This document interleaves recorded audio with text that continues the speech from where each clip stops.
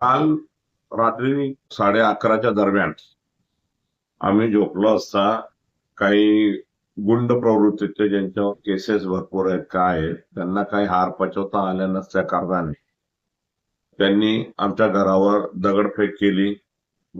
Petrol बॉम्बचा हल्ला केला आणि आमच्या घराला जाळण्याचा पूर्ण प्रयत्न केलेला.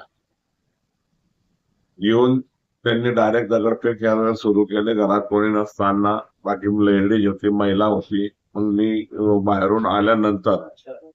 त्यांचा तपास केला, पण वास्तविक पाहता याच्या मागे फार मोठं षडयंत्र आहे आणि एवढं त्याच्या मागे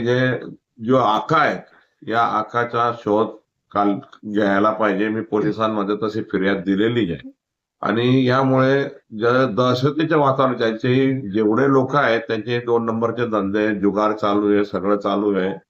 आणि यांच्याकडे काही राजकीय पुढारी असतील किंवा राजकीय असतील तर ते त्यांना वरदस्त देतात, त्यांना मोठं करतात. जसं बीडचा प्रकार आहे तसं बीडच्या प्रकाराप्रमाणे नंदुरबारमध्ये हे बीड झालं का काय असं वाटतंय आणि या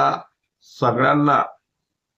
कायदेशीर कारवाई आम्ही तर केलेलीच आहे, पण त्यामध्ये पोलिसांचाही रोल मोठा आहे की पोलिसांनी त्यांनी सहकार्य करून हे सगळे आरोपींना तत्काळ पकडावं आणि तत्काळ त्यांना शिक्षा द्यावी एवढी आमच्या